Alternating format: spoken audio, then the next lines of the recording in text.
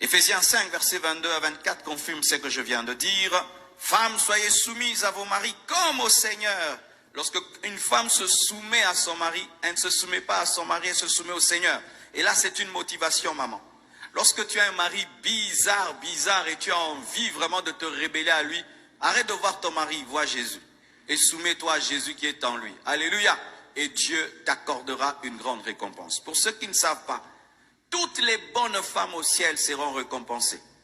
Et toutes les femmes qui ont supporté des maris bizarres auront une plus grande récompense. Car si tu peux supporter un bon mari, c'est normal.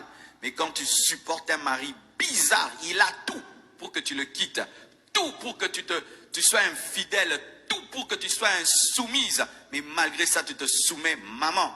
Au ciel, tu auras une grande récompense, plus que cette femme-là qui a eu un bon mari facile à aimer.